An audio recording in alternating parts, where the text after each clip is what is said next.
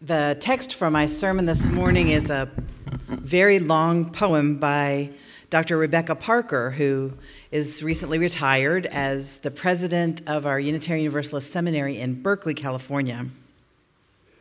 The title of her poem is Choosing to Bless the World. Now, just that title itself would have riled up my people that I grew up with, because the scripture, one of the scriptures that they paid attention to in the branch of Christianity in which I was raised is love God and hate the world. So you got to hate the world, you got to not be really in the world, you got to be in it but not of it, you got to, there are all kinds of ways of avoiding being worldly. Worldly is a word that you use for people who, like it too much here.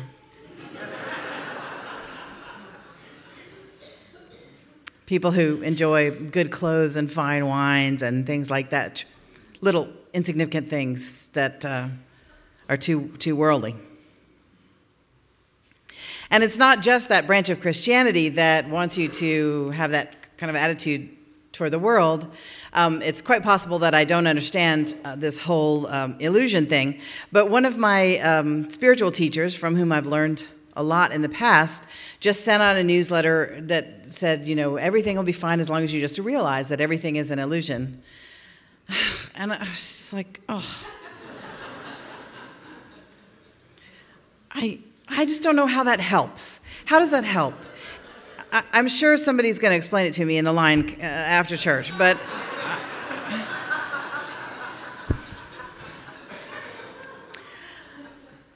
I just think it's good for the planet to open your eyes and live here with the other people who live here and deal with what's happening here. And yeah. And I just don't know how it helps with any of that if you just go, oh, none of this is real. And anyway, that would just make me want to take a nap. Here's part one of this 4-part poem. Your gifts, whatever you discover them to be, can be used to bless or curse the world. The mind's power, the strength of the hands, the reaches of the heart, the gift of speaking, listening, imagining, seeing, waiting. Any of these can serve to feed the hungry, bind up wounds, welcome the stranger, praise what is sacred, do the work of justice, or offer love. Any of these can draw down the prison door, hoard bread, abandon the poor, obscure what is holy, comply with injustice, or withhold love. You must answer this question. What will you do with your gifts? Choose to bless the world. Many of us have spent this last week looking at images on our television from Baltimore and feeling it again. Another unarmed black man, or armed with a Swiss Army knife or whatever he had. Another one given an unofficial death sentence for a petty crime, or no crime at all, we don't know yet. It happens once a month. And it's happening too often for us to go to sleep again about it. So white people are having to look at the fact that some law enforcement officers are behaving with a brutality toward people of color that we, as white people, don't experience.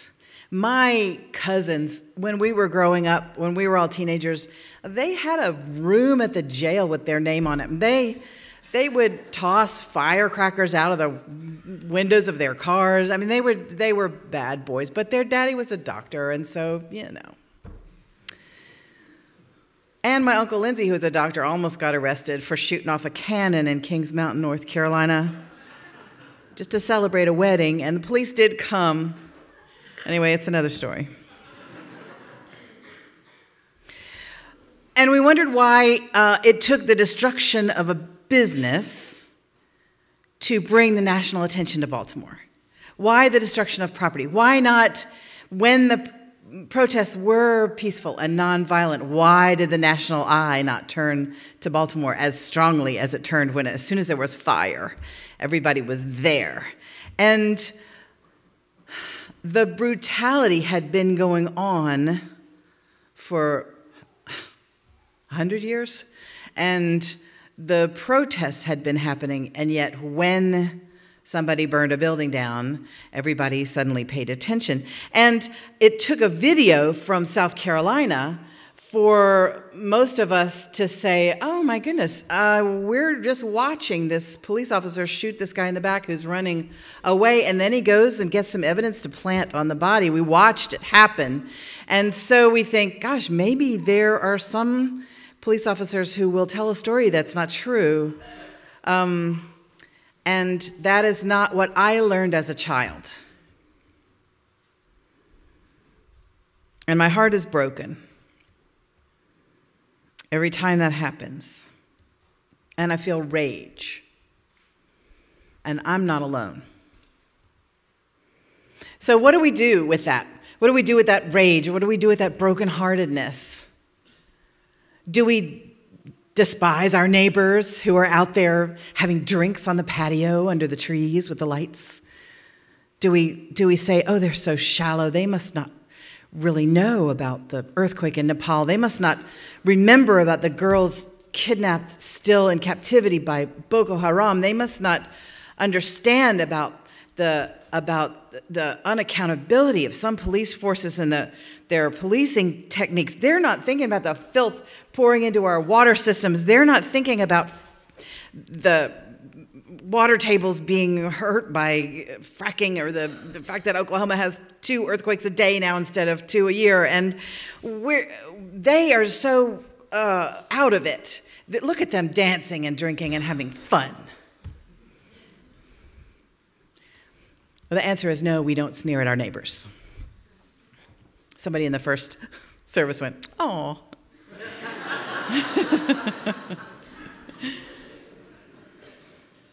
So not only do we not sneer at our neighbors, not only do we not look down on people who are having fun, we join them.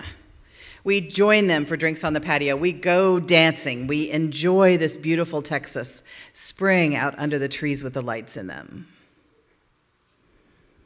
Because there is ugliness in the world, but there is awesome beauty as well. Both exist side by side, and we have to hold both in our hearts, our minds, and our spirits at the same time. Here's part 2 of the poem by Dr. Parker. The choice to bless the world can take you into solitude, to search for the sources of power and grace, native wisdom, healing, liberation. More, the choice will draw you into community, the endeavor shared, the heritage passed on, the companionship of struggle, the importance of keeping faith, the life of ritual and praise, the comfort of human friendship, the company of earth, the chorus of life welcoming you. None of us alone can save the world. Together, that is another possibility waiting. So we choose to bless the world and community here at First UU by doing all of these things. We have an endeavor shared. This is our endeavor. Right now, it caused me tremendous anxiety. I don't know about you when I said we were going to revisit it next year and maybe change it. I just went inside. So if you did that too, it's okay. We can leave it the way it is too, if we want to. But we gather as a community to bless the world. We gather to nourish other people's souls, to have our own lives transformed, or to have our own souls nourished and transform the life of another person. We try to do that. Together, we share that endeavor, and that's one way that we bless the world. And we bless the world by passing on our heritage. In our children's religious education and our adult religious education, in our new member classes, in our services, we teach our heritage. We teach our history, we teach our values, we teach the bravery and wisdom of our forebears and the ways that they did justice, and we teach the mistakes that they made too. All of those are very instructive. And we also live ritual and praise. And those rituals help save the world. When we light candles, when we sing together, when we have lunch together, when we teach the children or support those who do teach the children, when we bid one another goodbye when the time comes, those rituals help save us and save the world. We've had a lot of goodbye rituals in this congregation. We've had a lot of loss this year. We've bid goodbye to people who are very dear to us. And we come together and we say the same words, and we lighten our grief by sharing it, and we keep our memories alive by sharing them. And we remind one another that love does not die with death. We still love the people that we loved before, even though they're not physically here anymore. That love for them lives inside us. And we sit out in the spring evenings and enjoy the life of our town and our friends, and we enjoy the parts of our bodies that still work, because it would be wrong to give up enjoyment to grief. And it would be wrong to give up fun to fight the powers. And yet we do still gather to fight the powers of injustice. And we struggle together and share that struggle as well. And it's a good thing, because one voice raised for gun safety, or one voice raised for fairness for immigrants, or one voice raised for more accountability in policing is not heard the same way that a gathered voice is heard. So when we come together and we become the yellow shirts, as one person said, we want you all to come, we want the yellow shirts to show up. When we go talk to legislators, or when we stand witness at detention centers like they did yesterday, or when we repair someone's home like they also did yesterday, or shelter homeless men in the wintertime, we are letting our presence be felt, and we're blessing the world. And we can have joy in doing those things together, and we can have fun. Justice does not have to be grim. Here's part 3 of the poem. The choice to bless the world is more than an act of will, a moving forward into the world with the intention to do good. It is an act of recognition, a confession of surprise, a grateful acknowledgement that in the midst of a broken world, unspeakable beauty, grace, and mystery abide. There is an embrace of kindness that encompasses all life, even yours. So this is the place where I would have to fight with Dr. Parker, in a very gentle way, of course. Because she says the world is broken, and I know she's a Unitarian Universalist and a Methodist. She has dual ordination. And I think she's still in the Christian paradigm when she says this world is broken. That's a Christian paradigm where, and not only a Christian, but it's one of the paradigms that they live in, because there's a belief that the world once was different, that it was whole, and now it's broken. But in my belief system, which of course has no bearing on what you all have to believe at all, this is the earth, and this is the way it is, and this is the way it always has been. And there's always beauty, and there's always ugliness, and we humans do what we do. We're not trying to make the world back into something it used to be. We're trying to live the best we can and create beauty here and alleviate suffering here and add to the joy here, and we're just part of the planet, and we're doing what we're doing. We can't fix everything, but we do what we can. And we've all had that experience of that embrace of kindness, I hope. And I hope we've had the experience of being part of an embrace of kindness for someone else. And if we haven't, there's still time, so that other people can feel the kindness. And I want us to take the same kind of ferocious joy in learning to be kind as we take in being right. If you are anything like me, you have just a fierceness about being right, about grammar, And for me, it's apostrophes and commas. I know where they should go. And I want to tell people who don't know where they should go. And I want to feel as passionate about being kind as I do about being right. And we are so right also about history, and we're right about politics, and it's delightful to be right. And yet, may we still find the same delight in being kind. Part 4.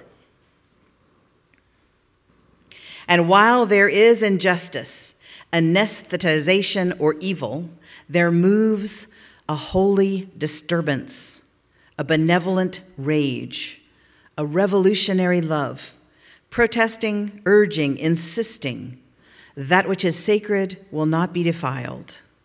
Those who bless the world live their life as a gesture of thanks for this beauty and this rage. I love that permission to be grateful for the rage. It's there anyway. The beauty is there. We know to be grateful for the beauty. But the idea of being grateful for the rage, a benevolent rage, I love that phrase of hers, where we long for things to be better, not only for ourselves, but because our liberation is bound up with the liberation of all people.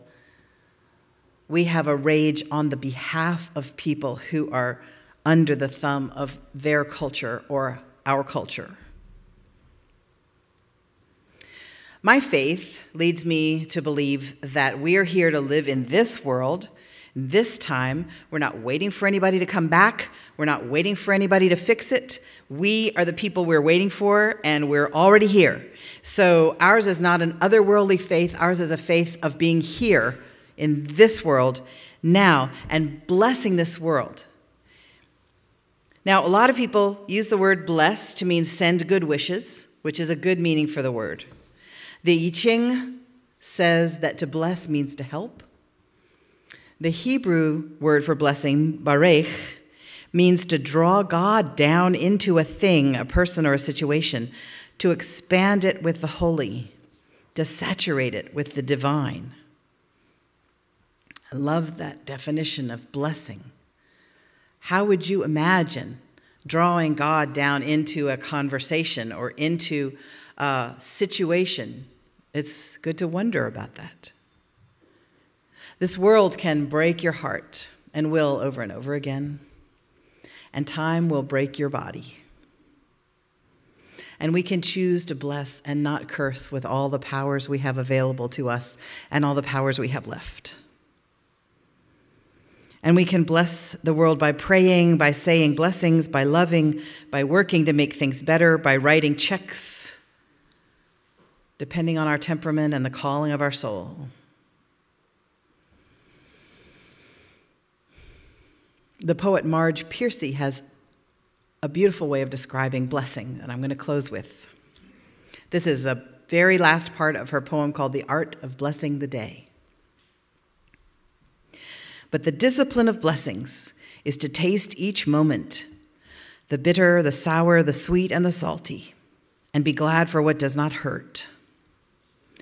The art is in compressing attention to each little and big blossom of the tree of life, to let the tongue sing each fruit, its savor, its aroma, and its use.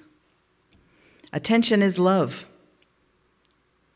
What we must give children, mothers, fathers, pets, friends, the news, the woes of others. What we want to change, we curse, and then pick up a tool. Bless whatever you can with eyes and hands and tongue. If you can't bless it, get ready to make it new.